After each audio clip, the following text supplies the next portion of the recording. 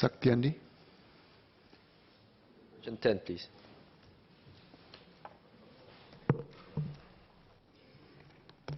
Mr. Speaker, currently we have greened close to 40% of Singapore's total gross floor areas in buildings.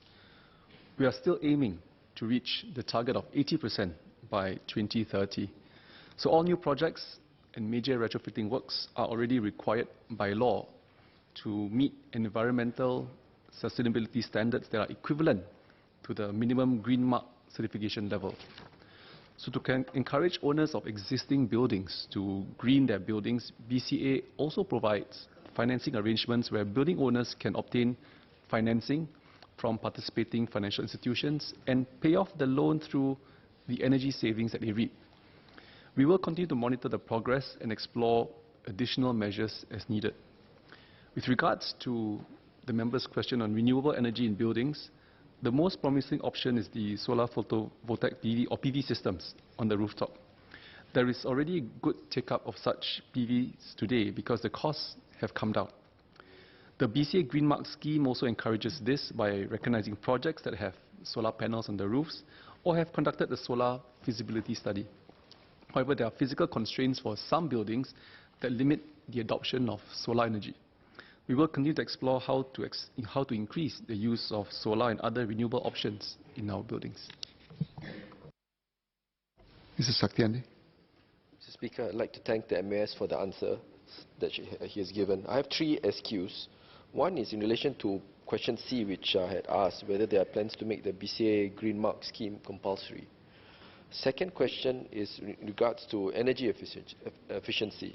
We've been discussing about plastic bags and single-use plastic bags, but I think in addition, the usage of energy in an efficient way in buildings is actually a very important factor.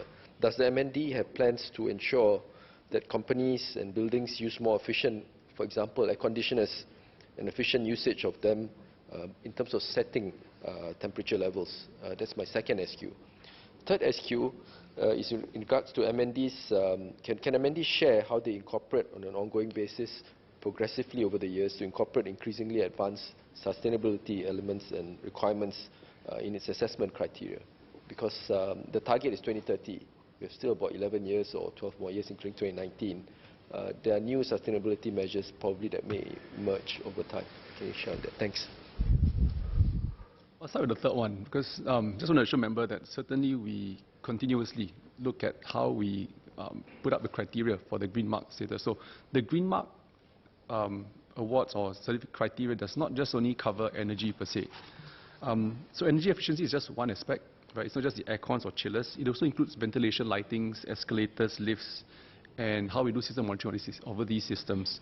At the same time, we also look at water efficiency, sustainable operations and management, even the indoor environment quality, right, and other green features as well. So that includes, whether you have green rooftops and so forth. So these are elements in which we consider today. Of course, standards will change over time, and those we will review. So I need just to assure member that yes, we do look at various criteria. Certainly today, I think we've done quite okay. I think in terms of getting 40% of all possible GFA, today on the Green Mark.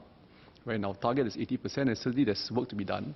But I think, as I mentioned in my reply earlier, that today all new projects and major retrofitting works are already required by law.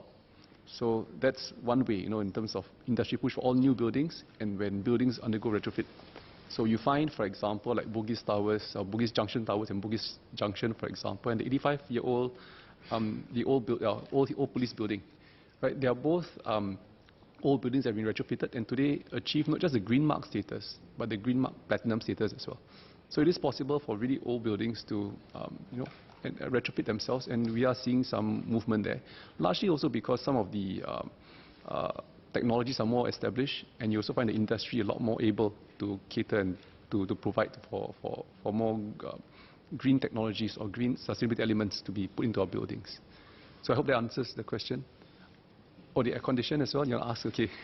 So on the air condition, as part of the Green Mark certification, I think one of the things that we require of all the new buildings and retrofitted buildings is to keep the temperature at 20 to 25 degrees. So I think that's one thing that is instated, and as a minimum design requirement, there are certain efficiency standards that we require of the chillers and the air conditioning systems. But of course, for the existing buildings, it's a bit more difficult, but so we wait until the retrofit. But today, they also score points for keeping the air conditions to 23 to 25 degrees and having efficient systems. So I hope that answers. Thank you.